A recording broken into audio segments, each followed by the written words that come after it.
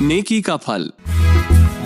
एक छोटे से गांव में रामू नाम का एक गरीब लड़का रहता था।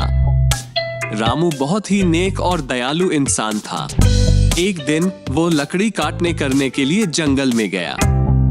जंगल में वो रास्ता भटक गया और उसे एक बूढ़ा आदमी मिला जो बहुत भूखा और थका हुआ लग रहा था। रामू ने पूछा कि दादाजी क्या हुआ? दादाजी ने बोला, ने बेटा मैं भूखा हूँ, क्या तुम्हारे पास खाना है? रामू के पास जो भी थोड़ा सा खाना था उसने उसे बूढ़े आदमी को दे दिया। बूढ़े आदमी ने रामू की इस दयालुता की बहुत प्रशंसा की और उसे धन्यवाद दिया। कुछ समय बाद वो बूढ़ा आदमी खड़ा हुआ और बोला कि वो उसकी नेकी और दयालुता से बहुत प्रभावित हुआ है। बूढ़े आदमी ने उसे जादुई खजाने का रास्ता बताया। वो खजाना रामू के लिए न सिर्फ धन दौलत लेकर आया बल्कि उसके और उसके परिवार के जीवन को भी बदल दिया।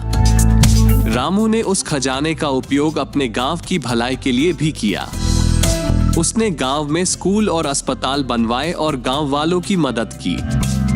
रामू की कहानी ने पूरे गांव को प्रेरित किया।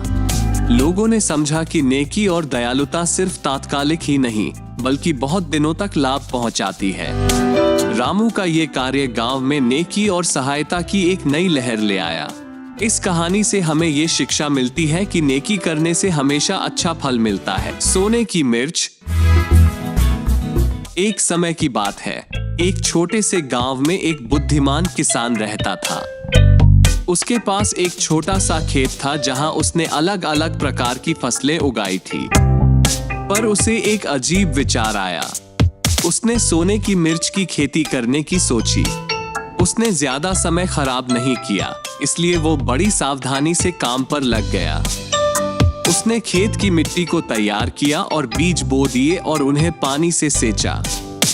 वो रोजाना खेत में जाकर उनकी देखभाल करता था। तभी एक रात को अद्भुत और चमत्कारी घटना घटित हुई।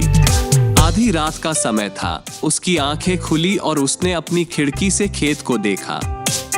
वो खेत में एक चमकीले रंग के पौधे की ओर देखने लगा। उसने अद्भुतता से देखा कि इस पौधे पर सोने की मिर्च आ रही थी। उसे यकीन नहीं हो रहा था, लेकिन वो दौड़ते हुए पौधे की ओर बढ़ा। जब उसने अपने हाथ से पौधे को छुआ तो उसने महसूस किया कि यह वास्तविकता है। उसके हाथ में सोने की मिर्च थी। उसका जीवन एक बार फिर से बदल गया। वो इस अद्भुत खेती की वजह से धनी हो गया।